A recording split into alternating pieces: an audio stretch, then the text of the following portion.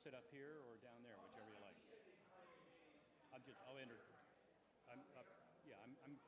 I'll introduce everybody and ask you to stand up, but you can do it there as well as up here, whatever you like. Somebody asked what we were doing, and we said we didn't really have any instructions. I'm happy to sit up here. Yeah, whatever you like. Yeah.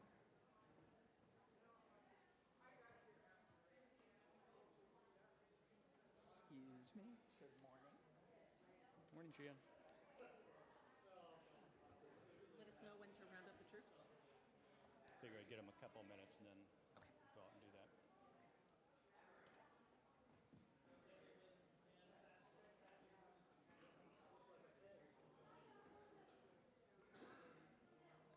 Ellen? Morning. It doesn't matter.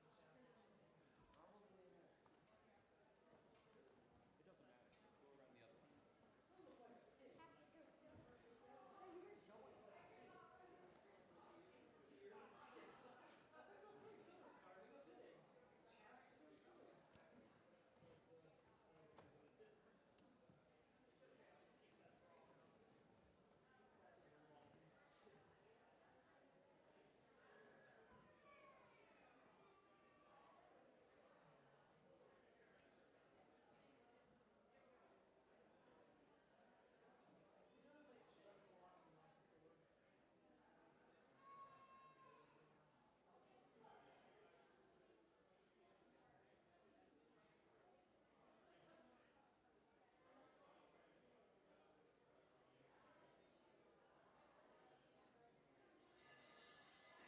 I'm giving it to the Lord.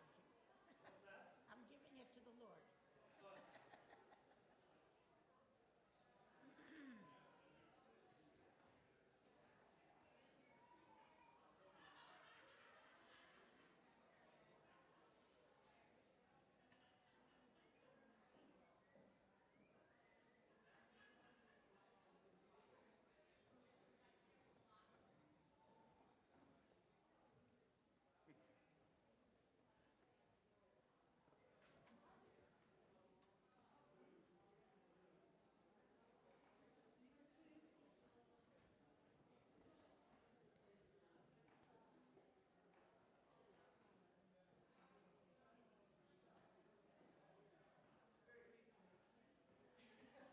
We are live.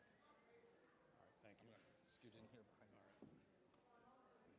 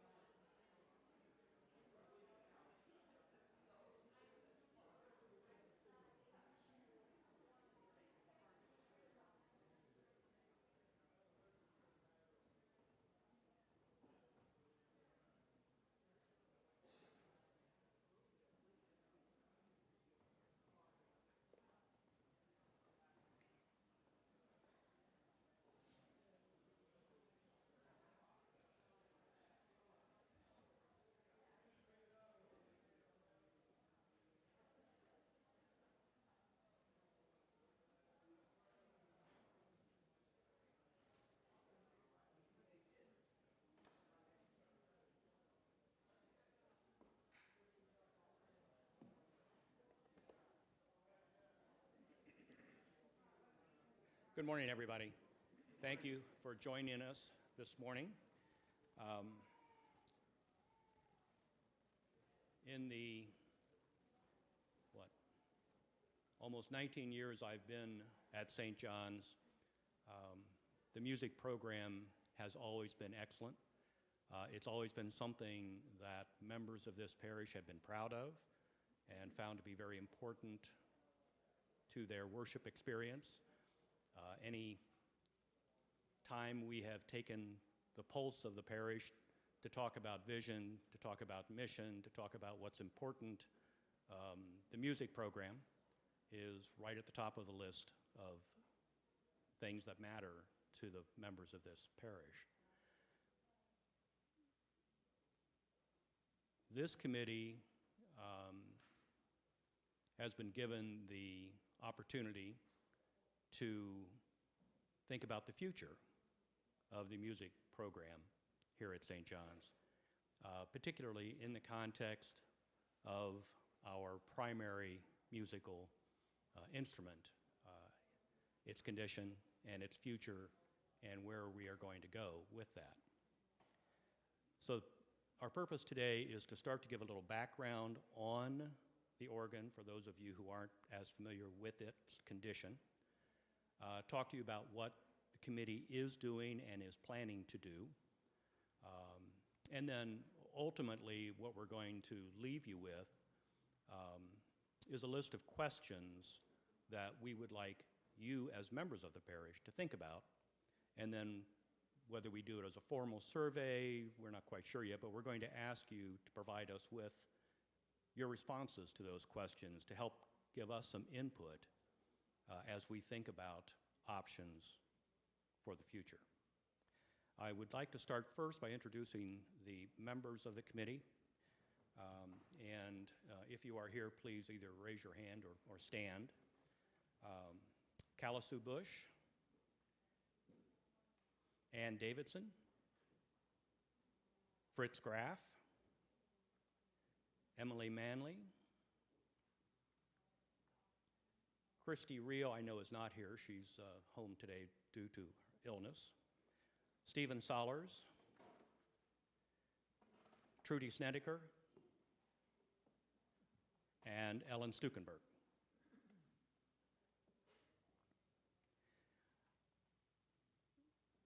As some of you may know, the condition of the organ started to become a concern some time ago. The cost of maintaining it was going up and up. We had failures on a semi-regular basis. And in March of 2019, a organ task force was appointed to start taking a more formal look at the condition of the organ and options for the future. And a number of us on this committee were part of that task force. The charge given to the task force at that time was analyze the current state of the Chants organ and develop a recommendation as to whether to repair, restore if possible, or replace the instrument. That task force worked through 2019. It met with organ consultants to learn about the structural condition of this instrument and its tonal qualities and abilities. It also went and listened to other organs to try to get a comparative sense of what our organ could and could not do.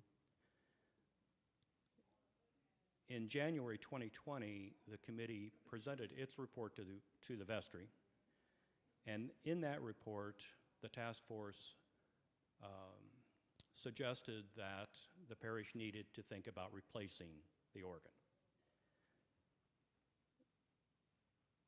In that report, based upon conversations with builders and consultants at the time, the committee estimated that for a range of options, we could expect it to cost us from a low of $325,000, which would just be trying to restore this organ as best we could to its original condition with maybe a few improvements to like the console and some other things, to a high-end estimate for a new organ of $875,000. and there were a number of options in between. Those were 2019 dollars, and costs have continued to go up.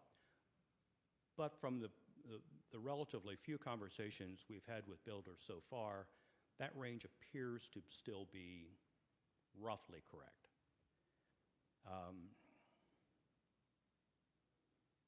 As I said, that was in January of 2020, and we all know what happened in February and March of 2020. So not much happened for a while. Finally, early this year, GIA and the vestry decided that we needed to restart that process. And Stephen, in a moment, will talk a little bit about where we are with the organ, and you'll better understand why we felt the need to restart it.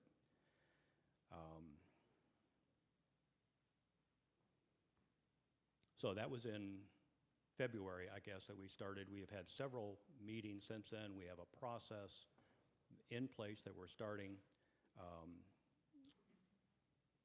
And we'll talk about that a little bit also. But first, I want to turn the mic over to Stephen and let him talk about the organ and its current condition and where we are with that. First of all, I need to know who is charged with being our timekeeper, because I know I have a tendency to get long-winded. And we really want to make sure that we're being concise today so that we, can have our second worship service and we don't go up until lunchtime. There is a moment in the Easter Vigil, and Gia, you're going to have to help me with this. It's called the Stripitus. It's the really loud noise that indicates the veil is rent in two, the stone is rolled away, Christ is risen again. What's the loud noise that comes in the vigil? That is the liturgical name of it, is the loud noise that comes in during the vigil. In Easter of last year, Easter morning, after the vigil, the organ decided it would contribute to that liturgical piece when it was not prescribed. We had a blowout, for lack of a better term, in the organ that on Easter morning at our 9 o'clock service rendered the main 1/3 of the organ unusable. Thankfully, we did have a backup, and the other 2/3 of the organ were able to be used for the second service, but it was not giving the full joyful worship that one might hope as we celebrate the resurrection. After that, over the few weeks following Easter, we continued to have more unpredictable issues with the organ, and it took us about a month and a half to be able to get our organ maintenance company out to fix those issues.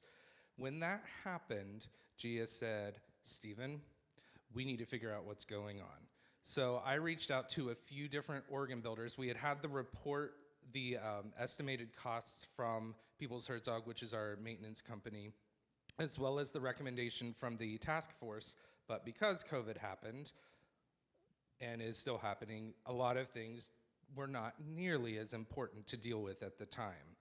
As we started to see a light in that tunnel, now we were seeing our problems come back. So I had reached out to a few local-ish companies, one of them being Schantz and one of them being Moeller, and we wanted to get an updated cost just so we know what we were looking for as we would look to put together an organ committee. When I met with each of those companies individually, I did not have a formal request for a proposal that I was asking the same thing of both companies. What had happened was I got some vastly different proposals that each had some really neat and creative ideas, but it's hard to compare two different things when we're not presenting. Well, we did present each of the builders. They each met with me and met the instrument and knew what was going on, but they kind of had a lot of freedom to go where they wanted to. So one of the things we're doing as the committee, and I think Steve will get into this, is we wanted to look at putting in a unified request for proposals so that we are asking builders all the same thing. We're asking them to respond to the same thing so that we as a committee can look at the different builders as objectively as possible and say, okay, this is what we're asking for. They went off into left field. I don't know what they're doing here. So that's where we are right now. I didn't want to try to find a builder all on my own because I don't want that responsibility. It is not my instrument, it is the church's instrument. So we wanted to get more voices from the congregation. The committee will do certain work, and Steve will talk about that, but we also wanted to have the opportunity. One of the things that is very important to us, Steve had mentioned numbers, is we want to be very transparent. So that's why we want to have this meeting, and we'll talk about other ways of your participation and feedback because we want to keep you involved throughout this process.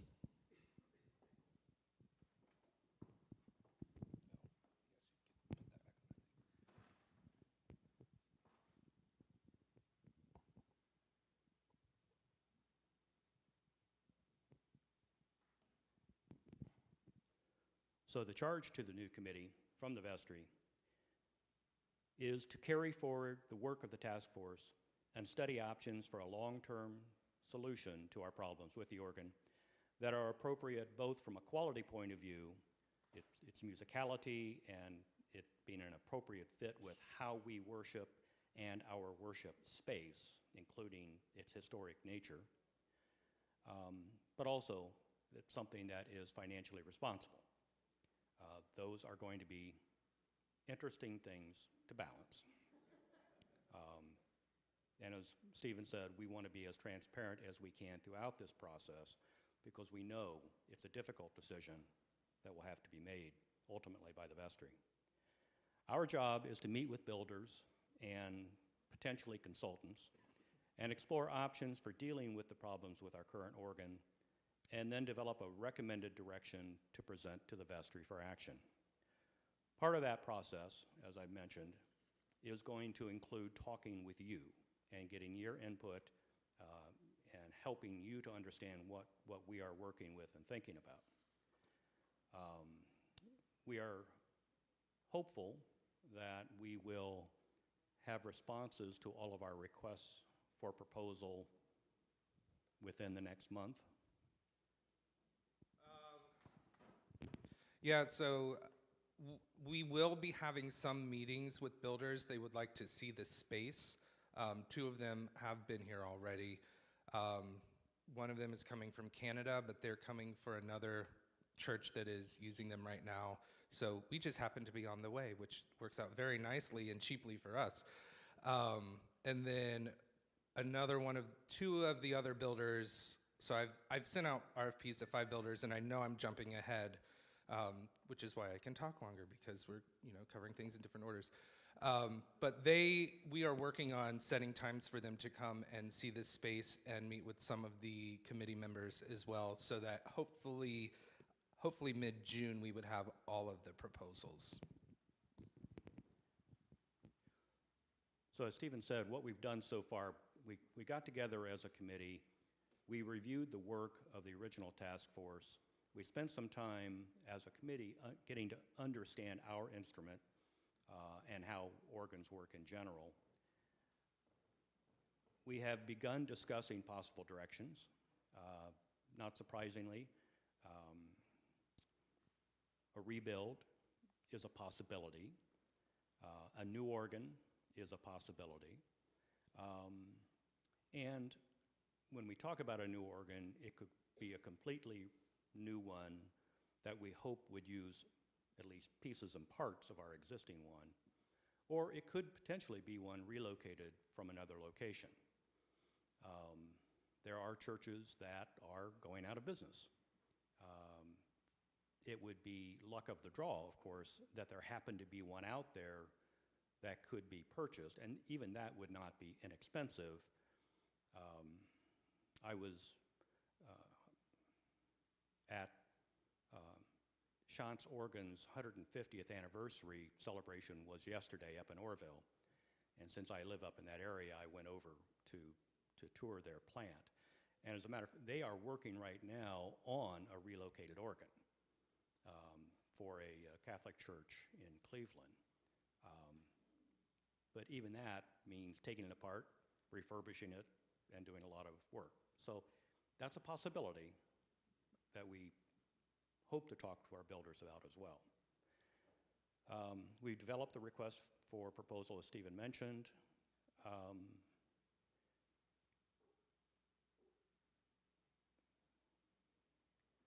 We haven't, as a committee, decided yet whether we want to employ a consultant. That's something we will be talking about as we start getting responses into the RFP. We think it could be very helpful to have somebody assist us in evaluating those responses, but we haven't decided that yet.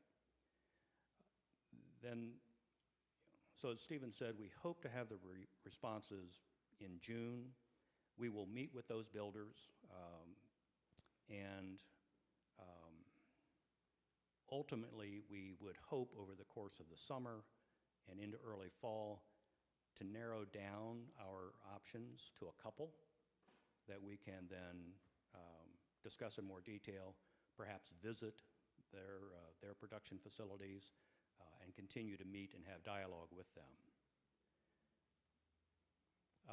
We certainly will want to identify where organs from those companies are in our area so we can go visit and listen to those. This afternoon, for instance, at St. Mark's in Upper Arlington, their organist is giving a concert on their relatively new organ that was built by one of the builders we are considering. So a couple of us are going to go over to listen to that this afternoon. We also will, in the course of narrowing the builders down, we'll develop a list of decision criteria that we will use in evaluating the choices and try to come up with the best balanced recommendation for the vestry.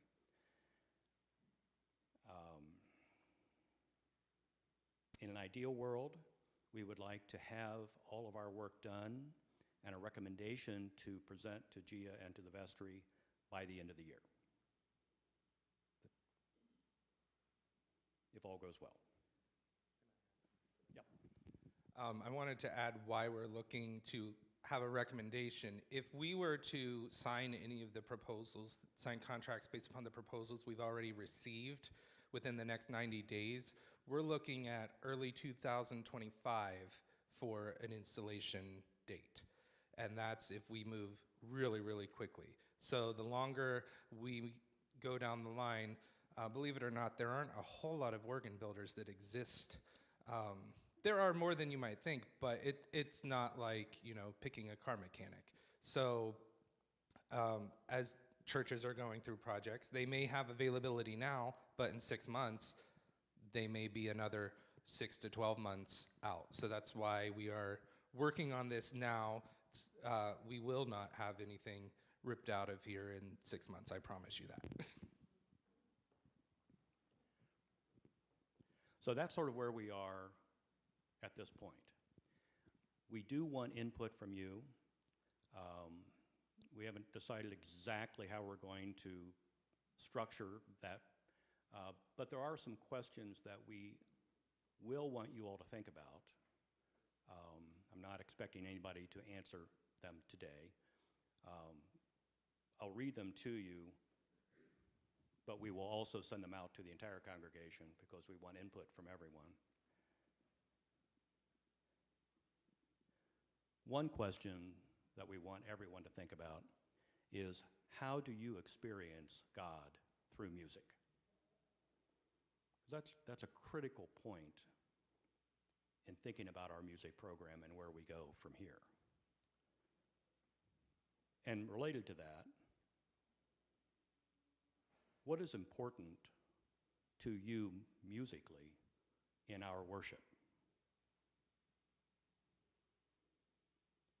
What is important to you as a visual matter in our nave and our sanctuary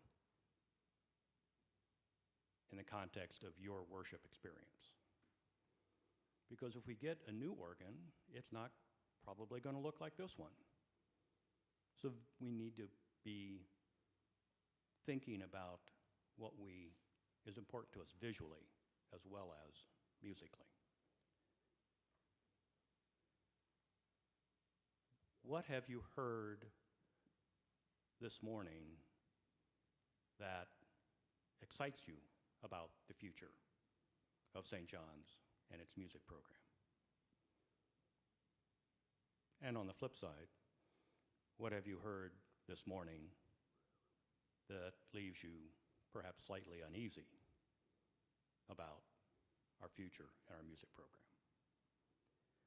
Those are questions we want to hear from you about, because we want to take all that into consideration as we start looking at options, looking at possibilities, and trying to make decisions. So we'll be getting back to you shortly to tell you what those are again. You don't have to take notes today, and provide a mechanism for you to be able to provide us with some of that feedback. Yes. So I love data, and I would love to do a survey every month to find out more information as we develop. But I also know I hate taking surveys, so it's really weird to be in this position. So we don't want to, we may end up doing a survey, but if we do, we want to make sure that we are being mindful of your time and energy in case you hate surveys as well. We also will be, and I might be jumping ahead, I'm sorry, Steve. We're going to be including, as we're meeting with builders, as the organ committee is meeting, we'll be providing some updates in the crossroads to kind of keep the communication going.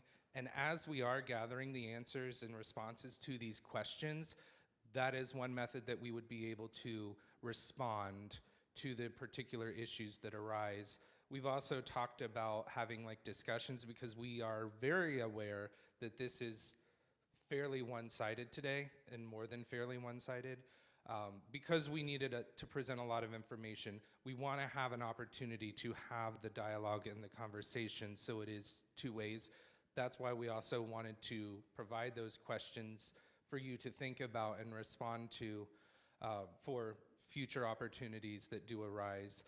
We also, if we want to have a way that those responses can be anonymous, if you would like to remain anonymous. Some other things, as we are talking about music, I'm going to be selfish here, that I would like you to think about are what is a hymn that we sing that I wish we would sing more often? What is a hymn that we sing that I wish we would not sing as much? These are subject to approval and veto power from the organist and the rector. But I'm just curious, and if there is any hymn or song that you hear in this space that you feel embodies who we are at St. John's, I would like to know that as well. And those do not have to be anonymous because I want to know if I'm doing your favorite hymn so I can give you a heads up. Hey, we're going to do this, don't be on vacation. Or if you're on vacation, change your plans. Do any other members of our committee have anything they wanted to add or mention? We have a few minutes here. Does anyone have any questions for us today? Susan?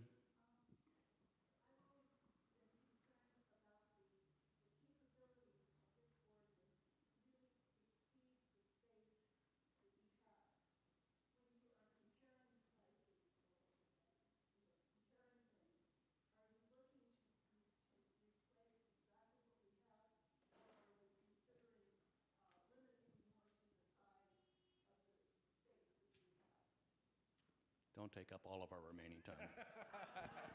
We are actually very specifically in the RFP calling out the fact that this organ is too big for this space. And it's amazing how small, it shouldn't be amazing, how small the organ building community is. 3 of the builders knew this instrument. Well, one of them was Chance, so that's not quite amazing. But people from 3 of the different builders were very familiar with this instrument. One of them actually worked for Chance when this was installed. So he was very excited to get our RFP. So we are looking at right sizing the instrument, and you had mentioned the capabilities. As an organist, it's really fun to have 3 keyboards to be able to work through, which represent essentially 3 different organs. We would like it to be down to 2, but there are things that they can do to give the organist the same flexibility as if they had 3 keyboards, apparently very cheaply. So that is something we're looking at, keeping the flexibility, but right sizing so we're not blowing away the congregation. One of the things also is, if you would like to play the organ sometime, please feel free. You cannot fully hear what it sounds like from sitting at the organ bench. So I have no idea what it sounds like out to the congregation. There are different ways to address that. Some of that can be turning the organ in on itself so that it's speaking towards the choir and towards the organist. You would still get this sound because it comes together and it goes out, but that could help the organ sound better. Easy technologies with the consoles these days, you can record things. So the organist would be able to record and then go sit out and listen to what it actually sounds like and make adjustments as needed.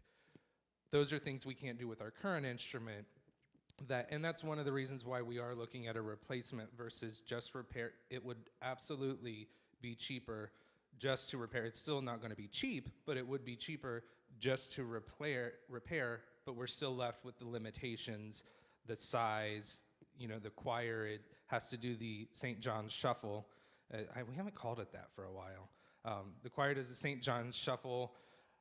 I can't hear what's going on, and it's really loud going out to you all.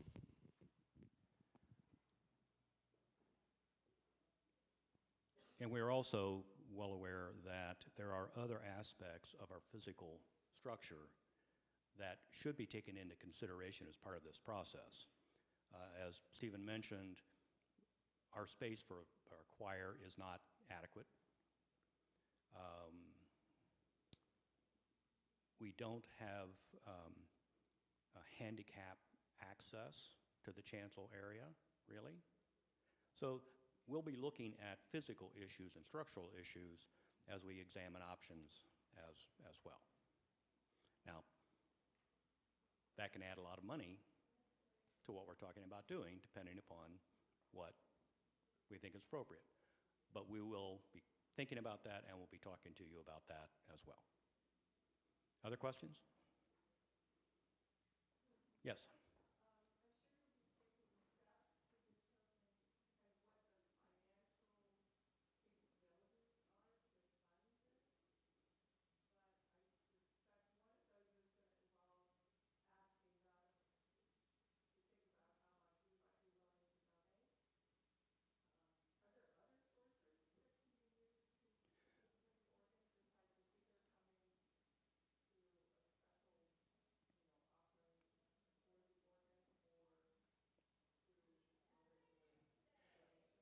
We haven't gotten very far down that path yet, in part because our charge is to examine the options and come back with a recommendation on what we think would make sense. But clearly, that's going to be done in conjunction with the Finance Committee and with GIA and the wardens and the vestry. And we will be looking at all the options we can find. I don't know, for instance, whether there is money available from the diocese that might be accessible either on a grant or a loan basis. We'll be looking into that. But yes, at some point, as we narrow down the options, we're going to have to be looking hard at what can we afford and how can we afford it.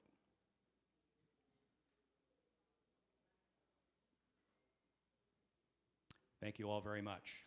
And please contact anybody on the committee if you have questions or comments. They may want to take them back to the committee to talk about before they answer them, but please don't hesitate to ask us. Thank you.